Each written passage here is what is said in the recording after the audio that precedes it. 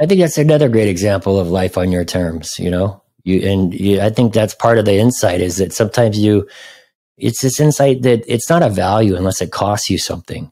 And you are Mm. valuing your independence and these in this, you know, the things that were driving you emotionally and your needs and you know that I love that, you know, and not everything is I mean, you also had the instinct and the reality that you had enough.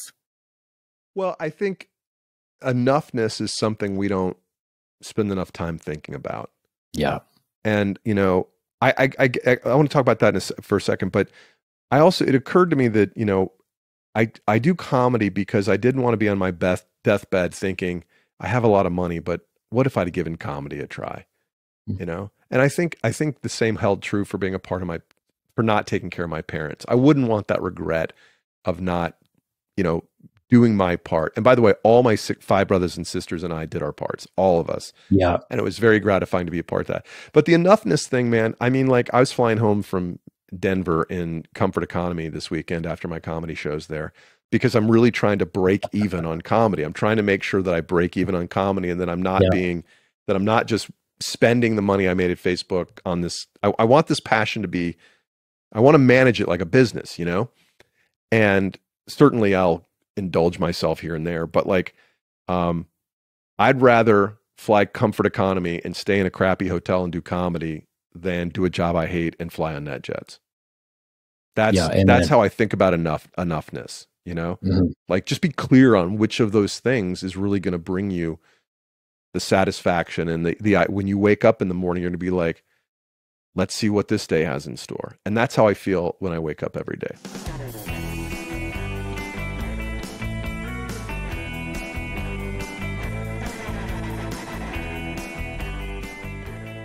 Dear friends, Kurt Derdix here. If this is your first time listening, I'm so glad you found us.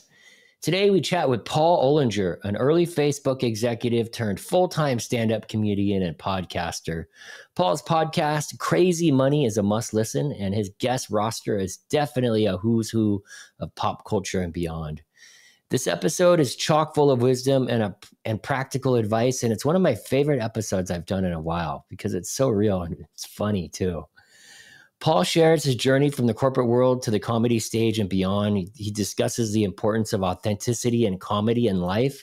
And he gives a big salute to his parents for providing a stable upbringing to help his odds for success. And Paul reflects on leaving Facebook for a more fulfilled path, emphasizing the value of enoughness and avoiding regret. Our conversation delves into pursuing happiness beyond money, which both of us advocate for living life on one's terms and raising the torch to pursue truth. Yes, we want to pursue truth. And I hope this conversation with Paul inspires you as much as it did for me. So without further ado, here's Paul. Well, without further ado, Paul, it's so great to see you, buddy. It's been a long, long time. It's been a while. Yeah. Yeah. The first time I met you, you might not remember this. It might have been around 2013. You were an executive at Facebook, and I came to your office. I think I got introduced to you through Vince Thompson or Jim Jonathan, Oh, somebody okay. in Yeah.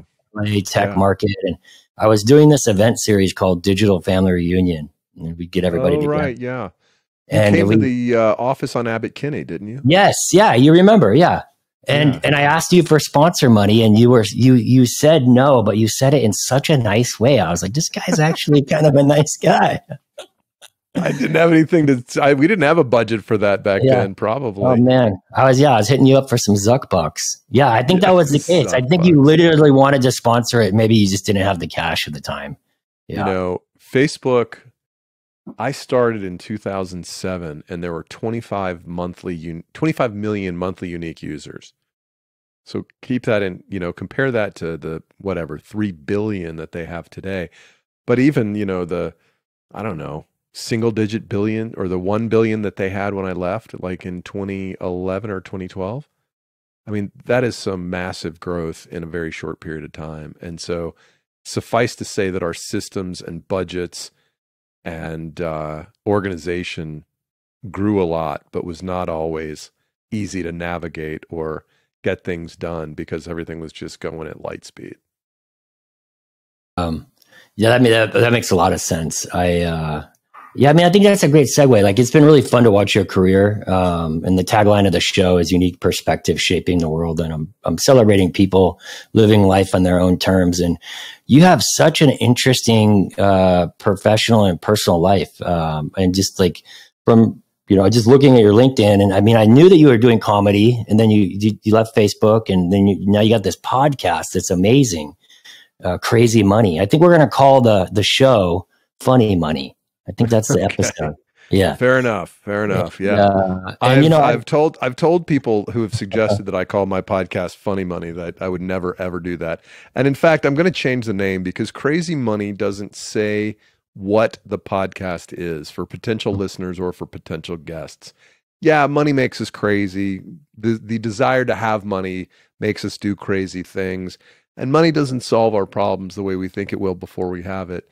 But Crazy Money sounds like it's a podcast about how to make millions in your sleep with my secret real estate formula on TV, right? Yeah, so that's not what it's about. Really, it's kind of the same thing you're talking about here. It's about how do we live the right kind of life? How do we find and commit ourselves to the things that are going to make us as fulfilled and growth-oriented human beings as we can possibly be. Yeah, I love that. Well, there's so much to cover. So like I've done some stand-up comedy. Have you? I have. I had this startup, City Sourced, and we caught fire in '09, and I was way over my skis, and I was getting asked to do all this public speaking, and I was scared shitless. Mm-hmm. And just being a scrappy entrepreneur, I was like, how could I hack getting comfortable with public speaking? And my friend Nicole Amy Schreiber, who's now a pro comedian for a long time, you might know her. She and I did Judy Carter's comedy class together for 6 weeks. Where'd you do that?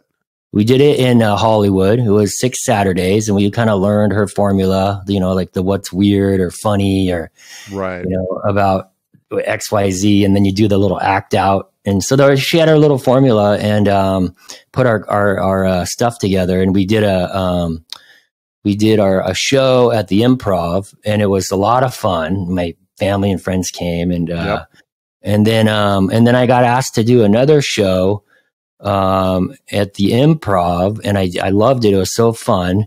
And I had Amy on the show a couple months back, and I was like, yeah, I was pretty good. Like, they wanted me to do another show and blah, blah, blah. And she's like, I know, we did that together. I was like, oh yeah, we did. And she's like, yeah, that was a bring 'em show. Remember you had to bring people, and we got scammed. That's right. Well, that's how you start. You start by doing it in safe environments. You start with, not a crowd that you bring. So they're your friends, and they're the friends of the other comedians on the show. Yeah. And they're there to support you. And I did one of those. I started comedy in 2001 at the 4th Street Theater in Santa Monica with, oh God, what's Greg's last name? I'll think of it before the end of the show. But Greg's been teaching comedy there for 30 years, maybe more. And, then we did a bringer show, graduation show at the Comedy Store, I think at the Belly Room or the Small Room. And I just found that tape not long ago, and it's just absolutely terrible. I mean, I've got my hand on my hip the whole time. I am in good shape, and I have nice hair from 23 years ago. But so funny is I can hear my friends laughing in the crowd, and I know whose laugh it is. And those same friends came to my show in LA at the Venice West last year, and I could hear the same laughs in those tapes. And it was really kind of heartwarming that I've had these friends from the technology business, for 25 years. And that's what, like, when people kind of talk shit about business people, I'm like, you don't get it. You don't get the relationships that when you're fortunate enough to work at good companies with excellent people, these relationships last for years and years, decades. Yeah. And so, anyway, these worlds collided for me. I went to business school and I told jokes at a talent show, and I'd never performed comedy before. And I killed at that talent show. And easily, because here I was talking to a crowd about whose every day I knew all the details, and I knew their hopes, their dreams, their stressors, their student debt load, all that stuff. So it's easy to tell jokes about that when you understand the emotions of the people in front of you. Harder to do it in front of a mysterious crowd. So I thought at that moment, I wanted to do stand-up comedy, but I had borrowed $80,000 in 1995, which would be like 160 today, maybe more. Yeah. And I was like, well, I better get a job to pay this off, because you might remember this decades ago when people borrowed money, they paid it back. That was the Yeah. that was I know. I'm right there with you. Yeah. So, I had to take, yeah. So then I went into technology business, and I stumbled into it because I wanted to do something cool. I was like, I can't really get excited about consulting. And I was like, I want to go into technology. And I stumbled into a job at LA-based launch.com, the music website that eventually became Yahoo Music. That's so cool. And you have a great academic background too. It's Dartmouth, right? Correct. Yeah, that's big cheese. Awesome. Well, I guess, I mean, there's so much to cover. Like the career path is really interesting. How did you get, so you Yahoo Music, and then did you have a job between then and Facebook? Well, yeah. So I was fortunate that launch.com, like a lot of all other small .coms with no profitability at the time, we went public, the stock went up, we crashed. Yeah. Like everybody else. I sold 0 shares, could have paid off my student loans, but I didn't pay off anything. Yeah. And but at Yahoo, when they bought us for no money, basically, we got new options. And over the next 4 years, from 01 to 05, Yahoo stock appreciated significantly. And so I used that stock to pay off my student loans, put some money in the bank. And I happened to meet the people who ran the Improv chain of comedy clubs, and they put me in their Brea and Irvine clubs as the club MC. I had done like so cool. 30 sets total in my life at that point, and I was completely unqualified for the job, but they stuck by me and gave me the opportunity to perform, 5 nights a week for 2 years, and I got a lot better. But then I got engaged to my wife and mother of my 13 and 14-year-olds. And I was like, I think I need a job. And right about that time, a buddy of mine from Yahoo called and said, hey, maybe you should join this small social network that I'm working for. And that was Facebook in 2000. Yeah. Who called you? Paul Borud. Yeah. Well, God bless him. Yeah, man. He's done okay. Yeah. Did you work with Vince Thompson at all at Facebook? Vince and I never worked together. We were never at the same place at the same time. He was at AOL at the time, I think. Yeah. And I'm not sure where else he was working, but we knew each other through the industry, but I don't believe we ever worked together. Yeah, you guys are kind of similar in the, kind of sales. He's got better hair. He's better looking. He's got a better tan and better hair, and he's in better shape than I am. And and you're doing comedy and he's doing writing. So he's been writing a bunch of books. I love him. What an auspicious thing. So I'm looking at your LinkedIn. That makes a lot of sense. I remember Launch. I was a big music nut when I was in college and a kid. You guys used to have those CD-ROMs, right? Correct. Yeah, that was so cool. I told you in the pre-interview that we're moving to New York City in a couple of months, and I've been cleaning out drawers for the last few months of things. And 2 nights ago, I ran across a couple of copies of the Launch CD-ROM, one with Sugar Ray on the cover, and the other one I think had Sheryl Crow on the cover. Oh, and I remember those. I remember those issues specifically. We were, I was a salesperson or a sales manager on the East Coast, and we were calling on consumer products goods companies trying to get them to put their TV commercials on the CD-ROM. And so it was so early, Kurt, that like in 98, 99, this was before advertisers were clearing their videos for different mediums. So I remember not getting a buy from HBO because they hadn't cleared the music in their commercial. Well, maybe it was Mars. Anyway, it was the group at BBDO. They hadn't cleared the music in their commercial for anything other than television. So they hadn't even thought about using their video in any other media. And so, this is before video ads on the internet or on the phone, obviously, any of that. Yep. So that, it's a totally different world. Yeah. Yeah. I remember Launch, a cool brand. I mean, you've worked with some incredible brands. The trajectory is interesting. And the improv bit, I do want to pull the thread a little bit on comedy. Like what gift, what are the gifts that comedy has given you? Oh, I've lost a lot of money. I've I've Yeah, missed out it's on brutal. significant It's a professional brutal career path. Yeah, development. yeah. I have moved around the country. Uh-huh. I feel unloved and underappreciated. I'm sorry, are you still here? Comedy is, you know, Emo Phillips calls comedy, he refers to it as the bitch goddess of comedy because it is both cruel and miraculous all at the same time. And, Mhm. you know, and even for somebody who's achieved, you know, some degree of notoriety, some degree of fame and respect, like emo, you know, it's just, there's never enough. It doesn't give back.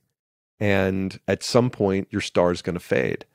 And Yeah. so, you know, it's interesting. Some of my comedy heroes, it's interesting to watch them. If you go to a comedy festival, you know, the hottest comics at the time, their name is in big print at the top of the festival billing. And as you go down, it's the people who are either on their way up or on their way down, Mhm. or are just kind of aging out. And Yeah. it's really wild to see that and go, wait a minute, this guy right here is a monster. And I saw Dave Attell in the middle of a bill, and I'm like, Dave Attell's a legend. His new Netflix special, as a buddy of mine put it, has more jokes in the first 5 minutes than all the other Netflix specials combined that are on the air right now. On Mhm. the air. That's how old I Yeah. am. On the air. That are available to stream right now. Dave is an absolute master, but you know, he's, you know, the height of his success and fame was 20, 25 years ago. And so, I mean, but he just keeps getting better and better. And so it's just comedy's just really like any art form. It's very difficult to even reach cruising altitude to achieve self-determination in the craft. And it takes a long self-determination in the industry and then proficiency and excellence in the craft. But it's always you know, it's like any other drug. You're just chasing that next hit. You want to do more and more. And when you perform in front of 50 people, you want to perform in front of 500. When you do 30 minutes, you want to do an hour. And after you do your first hour, you want to do your second. And then Yeah. it never, ever So is that the stops. gift? It's the high? Well, I think it's, you know, the gift is, the high is one of the rewards. I'd say, you know, I mean, maybe, you know, hair splitting between gift and reward. Yeah. Yep. You know, That's the fair. reason you do it is the high of comedy is, you know, can't be beat. It really can't be beat. I think the gift is um, the pursuit of truth. You know, Mhm. you're really trying to identify what's true um, in a way that other people aren't doing it. Maybe identify your personal truths and the way you see the world in ways that's different than other, in ways that are different and at the same time similar to other people, because they have Yeah. to identify with you to Yep. really find the humor in it on some level. So, you know, that's the bitch goddess right there. Yeah, that's well said. What how has it made you a better communicator?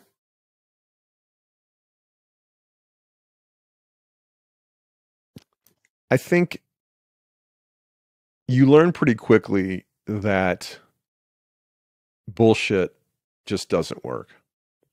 You know, there's tricks, there's shortcuts, there's things that you know what to do when something happens in the room.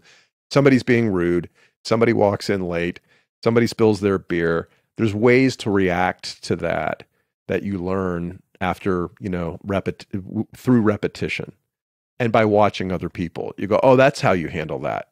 Because there's always something that comes up that you haven't anticipated. And being able to handle that and acknowledge it without losing authority on the stage, without losing the thread of your conversation, without losing your cool. Those things are very helpful. But you really can't go terribly far by being inauthentic.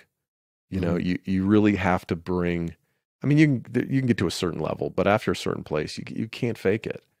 And so you have to be willing to say things that are risky, that are and you have to be true, because the audience that comedians really care about are other comedians most of the Mhm. time. Um, and because other comedians, they know what you're doing. They know the bullshit. They know the shortcuts. Mhm. They know what's funny. Yeah, you're one, and they're all in the back, and you're really wanting to make them in the back laugh, right? That's when you know you're winning when you hear it back there. Well, you got to do both, though. You know, I know comics who are comics, Mm. and nobody makes the other comics laugh more, but they're never going to. But they're Yeah, not the people who are making the audience laugh, and yeah, you know that's kind of a Pyrrhic victory. That okay, so you make the other comics laugh. Everybody wants to hang out with you because you're hilarious and you're the funniest person in the green room. But if you can't make the people in front of you laugh, yeah, then you're not doing the whole job. And so there's some combinations. There's some very, very famous people who other comics don't respect at all. Mhm. And a lot of those people make millions or tens of millions of dollars a year. And on the other hand, there's some of the funniest people you'll ever meet who, you know, can't pay their rent because they haven't figured out or committed to, you know, really entertaining or connecting with a crowd. And if you can't connect with a crowd, you can't sell tickets. And if you can't sell Yeah. tickets, well, then you better hope your buddy brings you on the road with them. What a this comic Matt Rife, is that how you say his name? Mm-hmm. He's all over the place. It's been interesting watching him blow up. I guess the story there is 6 months prior he blew up. He was about to quit. He was just kind of hitting a dead end. Yeah. And when I had Nicole on the show, she was buddies with him, and I had Yeah. never heard of him before. And I looked him up, and then, Instagram just starts pulling all the stuff, and Yep. it seems like that kind of interplay with the crowd is very interesting, and very you have to that's kind of you're walking on a tightrope, because you Yeah. don't have it. Yeah. Yeah. I mean, yes Yeah. and no. The reason there's so much crowd work on social media is because you can create new crowd work every night. Mhm. Not everybody's great at crowd work, Yeah. but it's what the algorithm rewards, I think, the spontaneity of crowd work. More importantly, comedians can crank out a shitload of reels by cutting up crowd work and just putting it out every day, without Mhm. burning any of their core material.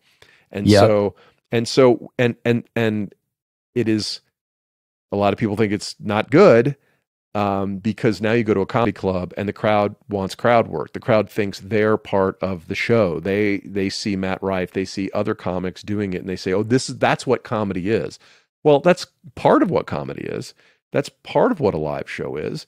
Some comics are great at it. Some comics do zero crowd work at all. You know, I do a little, especially when I headline, when I come out and I want to get to know the crowd. I've got to have a conversation with them for 45 minutes or an hour.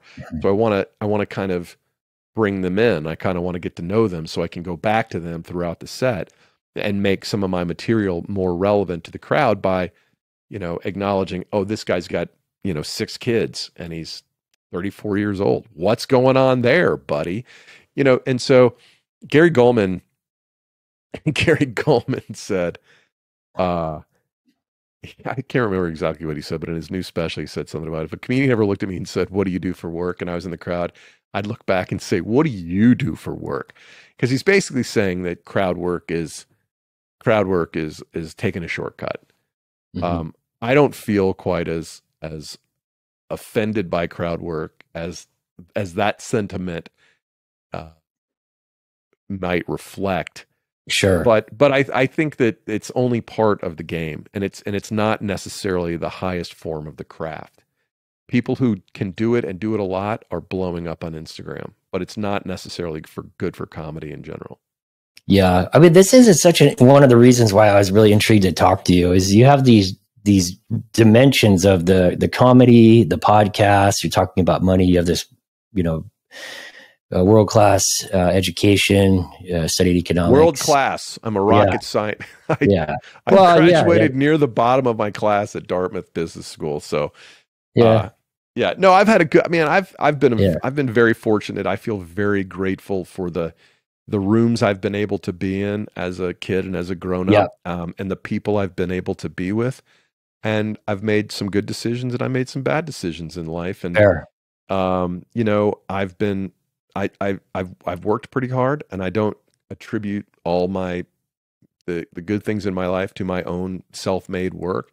None of it could have happened if I weren't raised by two parents who loved each other and were committed to their kids' educations and emotional development, for 55 years. And so we weren't rich, but I had as a good home environment as anybody growing up. And I think that's been the number one contributor to my success. Yeah, that makes sense. I mean, that's fair. And I appreciate the humility and the candor. Yeah. And it's I think not just that. I think it's important to recognize that we talk about privilege a lot in this world these days. And the most important privilege you can give to any kid is the privilege of being raised in a stable home environment. Yeah. Amen. More so than race, more so than gender, more so than cis heteronormativity. It's like, if a kid knows they're loved and they grow up in a place where they feel safe, they're going to perform at the optimal part of the bandwidth for which they have the potential.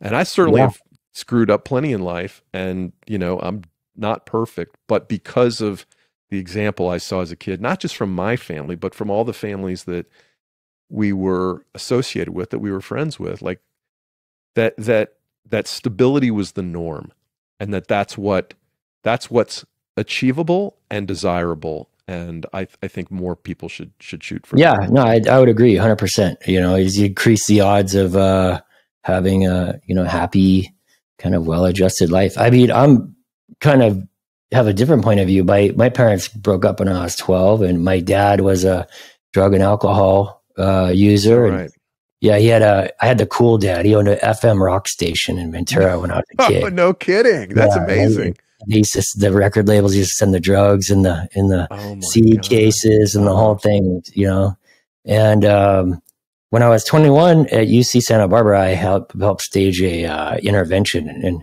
helped him get sober. And it was a rocky road to recovery, but he was episode number 1 on the Curdy D show.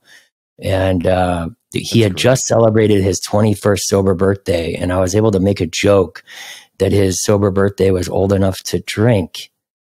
And how amazing that we could have a laugh about it. And so, I mean, I think, he's an incredible guy. He's really involved in 12-step, and he's kind of a legend in that community. And, I think time has a wonderful way of redeeming things. But to your point, the odds were definitely stacked against me, and but I think in that same breath, like, that's also gives me another dimension of resilience. And hey, somebody says I can't do something, I can be like, oh, maybe not, but we'll see. And it's important for all those things that I just said to emphasize that's on average, right? That doesn't mean that statistically speaking. That I would agree. Every kid who comes from a stable family isn't going to be stable, and every kid that comes from a broken family isn't going to be, isn't destined to be a disaster as an adult. And so, but, on average, if you want to give your kids the best shot possible, model stability for them. Yeah, I agree wholeheartedly. I mean, kids, they want stability. And I think that's the other thing that's interesting that I was curious to talk to you about was, this podcast you're doing. We haven't talked about that yet. I want to get into it. And it's amazing, by the way. And I encourage anybody to dig in and listen. But you're also your perspective on seeing how, you sold advertising, you were at Facebook, you saw that scale. I think you're doing this content, and you're a truth seeker, I think, is really what's going on. With I think that's the driver. Yeah. Honestly, I think we're all, well, I'll speak for myself. I think I'm looking for the truth. I'm looking to uncover, and the lens through which I've started that journey was money, because after I made a bunch of money at Facebook and I quit my job at 42 years old with no plan, I was like, wait a minute, who am I? Where are my friends? What these people that I worked with that I enjoyed so much, they're not around anymore. And so work plays a really important role in our life. but working 100 hours a week as a as a startup leader is a very hard way to live, and so you got to find some kind of balance in there. And so, and I remember when I was leaving Facebook earlier than I should have, probably, definitely from a financial standpoint, but also from a professional development standpoint. But as I was leaving, I remember thinking, I want to find a job where I can be me. Mm-hmm. I want to figure out where I can feel like the best version of myself and contribute to a team. And I don't know, and I think you can do that. And I don't ever mean to diminish anybody who chooses a corporate lifestyle by saying they can't be their authentic selves at work. I think there are a lot of challenges to that. And I don't think being an authentic person means saying every single thing that's on your mind. Yeah. As I discussed a couple of weeks ago with my guest, Kim Scott, who's the author of a book called Radical Candor. Radical candor doesn't mean walking in and going, Kurt, your hair looks dumb, By the way, I covet your hair. I covet your hair, by the way. Those interviews that you posted was the trigger to my outreach to you, and I was just really fascinated with that content. Oh, with Kim Scott? Really great stuff. She's good. She's, man, she's so cool. And that's the kind of thing where I just want to make sure I got her. Kim Scott, Eminem's ex-wife is also named Kim Scott. Yeah, she's the author of the book, but that's the kind of an example of like, hey, well, podcasting got us back in touch. Podcasting is the reason I got to meet Kim Scott, who's this really interesting author, former executive, who's taken all the parts of her life and figured out a way to create a lot of value for corporations and for individuals by speaking her truth, by, really digging into what she's passionate about and sharing the insights that she's had with the rest of the world. And I think that's kind of what I'm trying to do. I haven't cracked the code on it yet, but like, that's what is so intellectually and emotionally gratifying about reading these books and talking to the authors, is trying to get down to the things that we should all keep in mind on a daily basis. Yeah. Well, I think I wanted to celebrate your journey in that context, because I think you're sort of uniquely suited to try to, as far as somebody that's, bearing the torch for living, a very, I don't know if the word self-actualized is the best way to say it, but, you're living on your own terms, and it's like the Matrix, the red pill or the blue pill. And you've definitely taken the red pill, here you are. I guess. I mean, I don't think we ever achieve self-actualization. I think it's that we keep chasing it. It's like the limit, that math function where you get really, really close, but you can never quite get there. Right. Stop me if I'm losing you with my mathematical genius, but self-actualization is something to be pursued, not to be achieved. And well said. I agree wholeheartedly. That's why I was a little tentative to use that term, but it's a continue. We're always, that's part of the fundamental thing about the human experience and truth too. And it's this whole thing's a trip, I guess. The path. So when you were at Facebook, what was the moment? Like what was the motivation to quit such a great gig? I have to admit that working at Facebook was challenging for me. I think partially, I did comedy for 2 years and then I went back to the corporate world. And I think that maybe my heart was really back. Maybe I felt like I'd quit and that I wanted to chase my passion. I think maybe management is more difficult than being an individual contributor for me. When I was an individual contributor at Yahoo, I could just sort of go and do my thing. Management, you start getting into a little bit more political stuff. Organizational structure, people-based issues that caused me a lot of stress. And I think I would have benefited greatly from both reading Kim's book, Radical Candor, but also meditating and doing things like that really helped me understand what's worth fighting for and what's not worth fighting for in a workplace. Totally. Because not every battle's worth fighting. And it comes at a significant cost of energy to the people who engage in that conflict. Was that one of the most Sorry, you go. Well, and that conflict just it's an energy killer. And I think, there's a lot of things I should have let go. And there's a couple of things that I wish people I worked with would have been like, hey, I just need you to take one for the team instead of and I think I would have been like, oh, you know what? I'd be happy to take one for the team. But Yeah. I in the end, they asked me to move from LA to the Bay Area.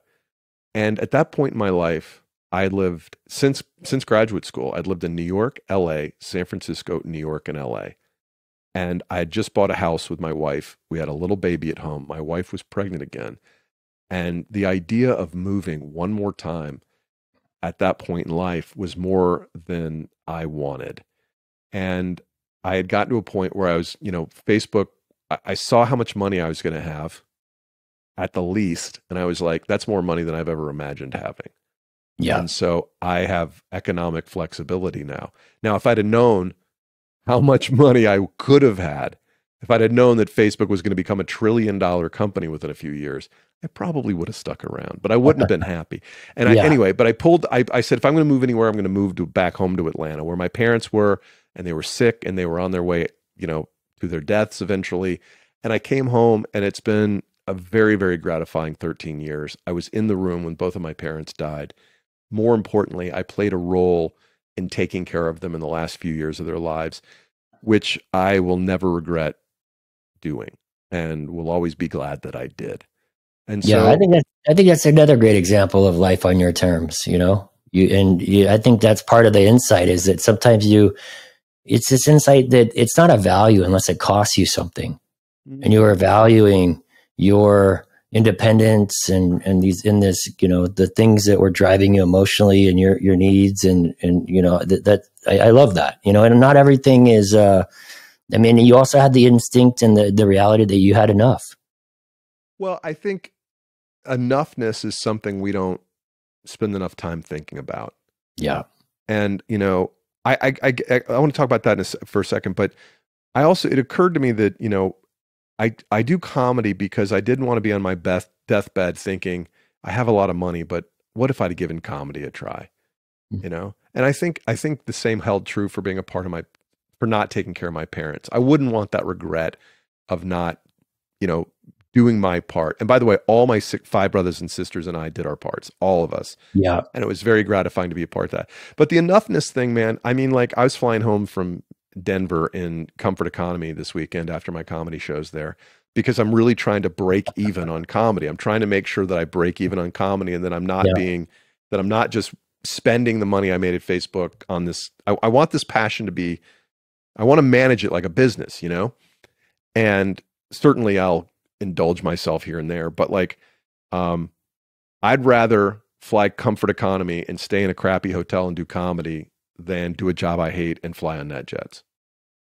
That's how I think about enoughness, Mm-hmm. Just be clear on which of those things is really going to bring you the satisfaction and the when you wake up in the morning, you're going to be like, let's see what this day has in store. And that's how I feel when I wake up every day. I feel good. I feel good about what I'm going to do that day.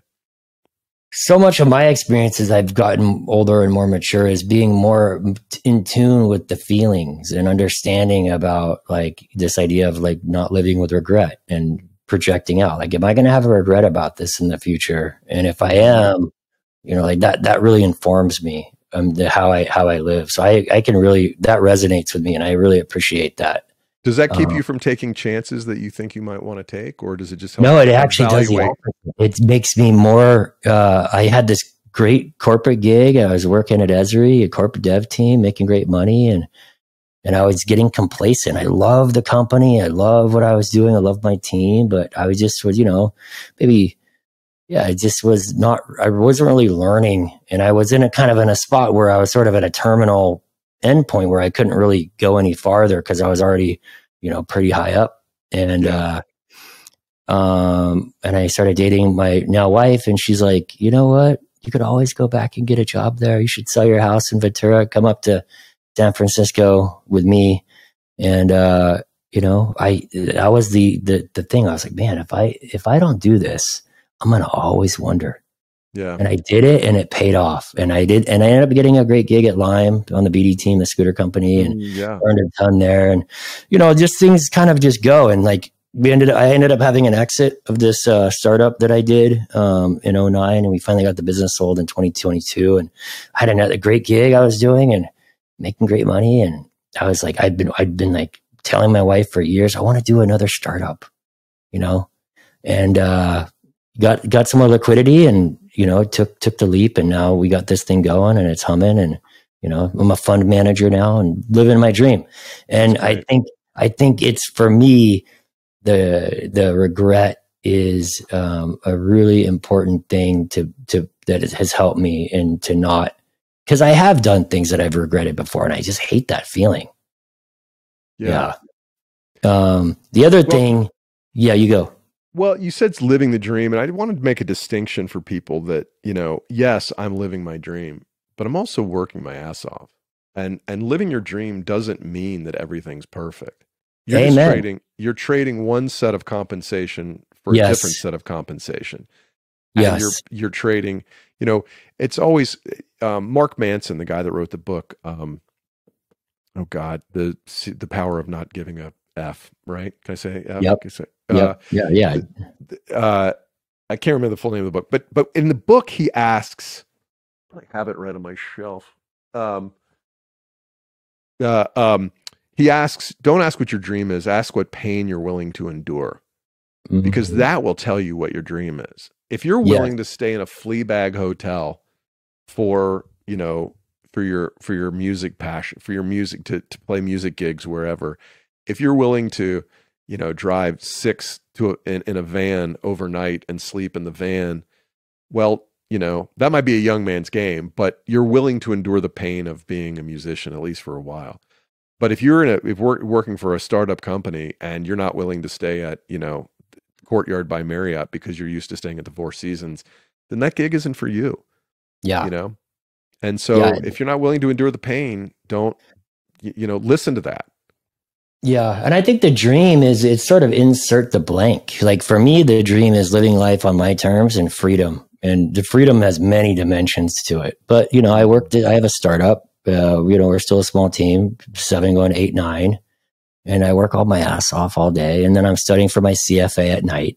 And, it's a lot of work. Like I'm putting in like 15-hour days, like on the reg. But you're what, like 26, 27? So no, clearly. I'm not. Yeah. I'm older than you. But the thing is, I wouldn't trade it for the world. It's, I'm doing exactly what I want. And I think that is the dream, right? Is to be doing what you want. And I think in that same breath, your podcast, Crazy Money, it's just, it's so cool. You've had like these guests like LL Cool J, Moby, Judd Apatow, Andrew Yang. You did a money episode with one of my faves, Hugh Hendry. And he's a trip, man. I love Hugh. And, and then I was really moved by the episode you did with your dad, William, R.I.P. Thank you. And I'm glad I got that. If I could save one tape out of the 210 that I've done, that'd be the one. Yeah. Well, that was going to be my question. What was your favorite episode? So I think my episode, my dad, is my favorite too. It's not just my favorite; it's everybody's favorite. Just sitting there talking to this 91-year-old guy at the time about the life that he, created for us. And he's got some revisionist history going on with him. And I was like, would you have been less stressed about money if you'd have made 20% more? And he was like, I was never stressed about money. And I told my brother that. And like when my dad said that to me the first time, I was driving him home from the hospital. I almost drove off the road, like I was, but he was in such a good place as a 91-year-old. And it was just really great to be able to have that conversation. What inspired the podcast? Well, as I mentioned earlier, I didn't tell you the pre-story to that, but growing up in a big Catholic family with, we had everything we needed, but money was tight. My parents were very depression-oriented people. Yep. My dad was born in 1927, and they embraced the frugality necessary to make it through the Depression and the war and all that kind of stuff. And I always felt that there was money stress in our home. And so growing up, I wanted to make money because I didn't want to be stressed about money. And, that's one of the fallacies that I believed, which is if you make enough money, you'll never be stressed about money. Well, yes and no. It's really not. Rich isn't about how much money you have. It's the ratio between your resources and your needs. Yeah. And, if you can keep your wants and your enoughness in check, then you can have enough on not so much money. But you can have millions of dollars, but if you consume if you overconsume, you're never going to feel stable. You're never going to feel rich. Yeah. And then there's also the concept of, in a marriage, two people have different priorities and values and ideas about how money should be spent, what it should be spent on, how much of it should be spent versus how much needs to come in to justify the other spending. So there's stress around that too. And so there was this fallacy of, I actually achieved my dream of making a lot of money, and then I quit. And then I was like, wait a minute, it's not about the money. It's about bigger things in life. It's about a whole picture of life. It's about a balanced life. It's about who you are. And work was a big part of who I was, but I didn't value work for that until after I had quit. I took a lot of pride in being vice president of West Coast sales for Facebook, even though I never really would admit it that, before I kind of gave it all away. Yeah, money's interesting because it's an easy denominator or function to normalize a lot of other really complex things. It's easy to compare numbers to each other. Mm-hmm. It's like I could sit, and not that it's a competition, but it's like, do I have more money than Kurt? Maybe, maybe not. But it's be real easy to answer that question. Am I happier than Kurt? I don't know. Well, what's happiness? How do we define it? Can we put it's an objective measure. Yeah. And it's like, and that's why we sit, and these are some of the things that I uncovered I didn't discover that. I discovered them from me. And what I want to do is try to make them more, common topics of conversation, at least for the people that listen to the podcast. And for myself, I really do this as a reminder for myself. So one of the things is the hedonic treadmill. We will never stop wanting. There's studies that show that even multimillionaires believe that true happiness is 2 to 3x times what they have. Well, by that definition, as soon as they get 2 to 3 times what they have, they're going to want 2 to 3 times more. And so we're never going to stop wanting unless we're in control of our desires. Yeah. It takes a lot of awareness and a lot of self-control and a lot of reminding yourself of enoughness. And the flip side of that, or the complementary human trait that drives us nutty, is our urge and compulsion to compare ourselves to one another. Yeah, it's fundamental. It's such a core driver. I mean, it keeps us alive, and it's part of why we evolved to be who we are. But it also makes us miserable, because I'm sitting there going well, Kurt's podcast has 20,000 downloads a month, and I only have 15,000 or whatever the numbers are, right? And it's like, it is designed to make us miserable. And we have to, again, be aware of these tendencies that tend to drive us crazy and make us unhappy. And money, because it's so easy to count, is the number one way that we compare ourselves to other people. Yeah, I that resonates so much with me. And I have a kind of a cool story. I went to UC Santa Barbara, and I made buddies in the freshman dorms with Jack Johnson, the singer. Oh, no kidding. And then his wife, Kim, they met there in freshman year. And, he never wanted a music career, so to speak. And he did this demo and got all this attention, and all the big labels were throwing all this crazy money, all the pun intended, at him. And he said, you know what, this doesn't make me feel great. There's some strings attached here. You know what? I'm just going to do one record deal. And I get all the control. I get to do my songs. I want to do it. When I'm ready to do it, boom. And they just kept doing that over and over and over again.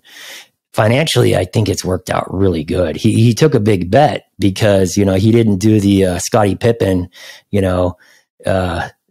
sell out way before his flower is blooming and discount himself. And so that trade worked out great, but he was also able to have control. And you know what? If Jack wasn't rich, he'd still be happy and he'd be the same guy. And I could tell you that for a fact. And Yeah. he's been a great role model for me, and just like somebody that's just like doing their thing and being totally unattached. And I think that's kind of the Hawaii surfer thing. And it's a real thing.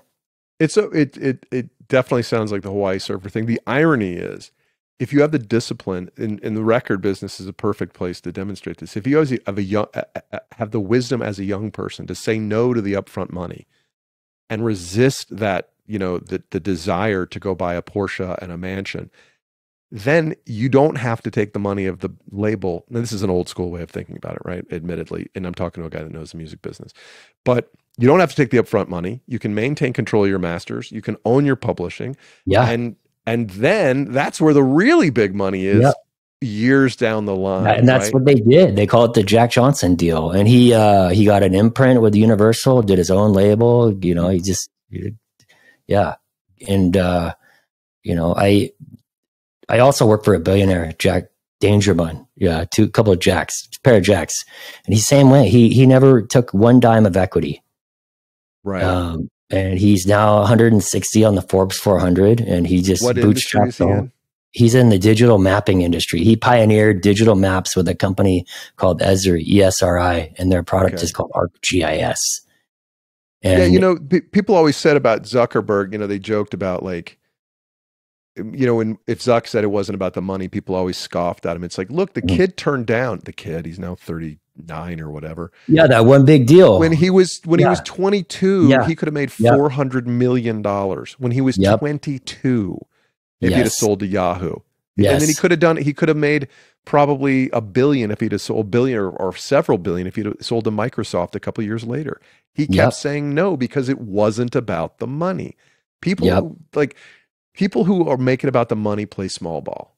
Yes. And people, the very rich, the richest people we know of in our society are people who aren't thinking about the money, because they would have sold out decades ago. Well, I think that's the insight. If you want something, you have to sort of be willing to give it away or say no or do the opposite. If you want love, you have to give love. If you want money, you got to give money.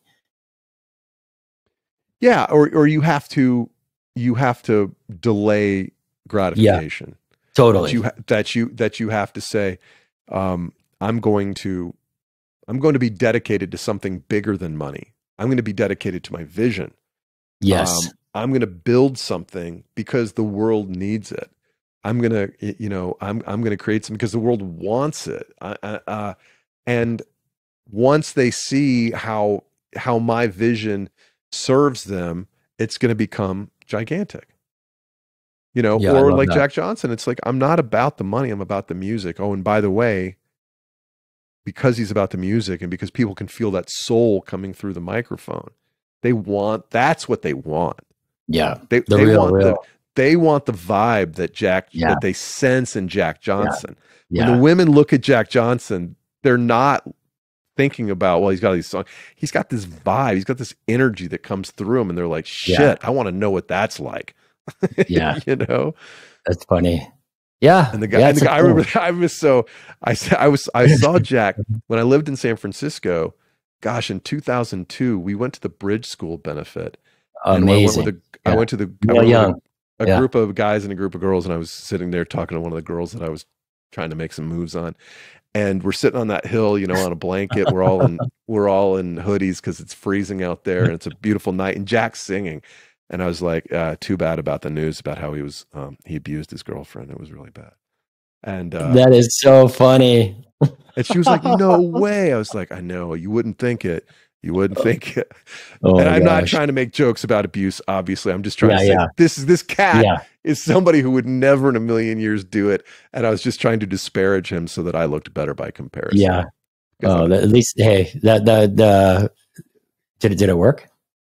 Well, not that technique. That technique didn't close the deal. But gentlemen don't kiss and tell. Awesome. I ruined that relationship, and for other reasons. One of the questions I always ask my guests is music. What if you could have any band or artist, musician, rapper, singer, songwriter, you name it, play any venue in the world, past, present, or future? Who would it be and where?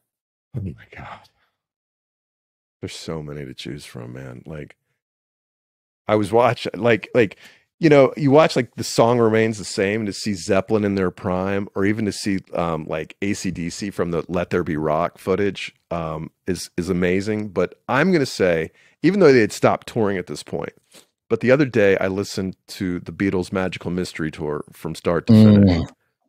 And it's such a nutty, eclectic collection of songs from like Your Mother Should Know and um, Strawberry Fields, and it goes from like Your Mother Should Know into I Am the Walrus. It's like this bizarre transition of probably LSD induced music, but it would be incredible to be in the room watching how that got made and or hearing them play it live.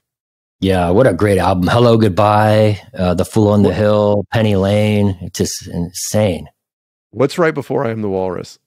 We have Flying. Yeah. Oh, yeah, same in a country, flying. Yeah, I mean, it's a trippy. It's everything from like the super trippy to like Paul doing like his "Let's all get up and dance to a song that was a hit before your mom," and it's like, and then he jumps into the the walrus stuff. So anyway, I just thought, what venue did you say? A venue? Oh, well, I mean, let's go to Royal Albert Hall then. If we're going to do it, if we're playing fantasy, then the Beatles on the Magical Mystery Tour at Royal Albert Hall. There we go. Amazing. With what's a little LSD on the side? Very little for me, but that might enhance the. Hey, you mentioned my shirt before. This is obviously the "Enjoy Every Sandwich" is the Warren Zevon quote, and I got to see him at the El Rey Theater in Los Angeles a couple months before he died. And it honestly wasn't the greatest performance, but it was one of the most enjoyable concerts I ever experienced. Oh my gosh, I just got the chills. I love the El Rey Theater, and Werewolf in London. What a legend. Yeah, for sure. Yeah, awesome, great. Anyway. Well, we've covered a lot. I always try to be thoughtful about time, and we're kind of at the top of the hour. And admit, Paul, it's been so lovely to reconnect. I love that we got into this kind of spiritual discussion and in such a rich context around all the things that you're doing. I'm really excited to see how the show evolves and how you continue to, raise the torch for what you believe in and the thread that you're pulling. It's an important one. And, I think if more people could be, I think that's really what I'm trying to do with the show, is to encourage more people to have these kind of thoughts and think these kind of things and do what feels right and good for them and go against the grain, because it's hard. Yeah. Yeah. Well, it's also the path, man. I mean, like, and I'm figuring it out one day at a time. I'm not, I just know, like I said before, because of the choices I've made, I'm excited when I wake up in the morning. Mm-hmm. And when I was working in the corporate world doing something that didn't feel, quite as genuine to me, I dreaded looking at the laptop or the phone and see what kind of trouble had arisen overnight. But when you're out there kind of trying to create your own thing on a daily basis, it's exciting.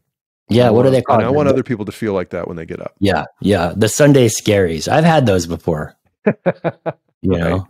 Yeah. And amen to obliterating those. If people want to get a hold of you or follow along, what are good channels? I just signed up to your newsletter on your podcast. Oh, thanks. Yeah. I've got, I would say, Instagram is at Paul_Ollinger. And I've got a Substack called Money and the Meaning of Life. Let me give you, it's, hang on 1 second. Let's see, we might even have it here. It's paulollinger.substack.com. Great.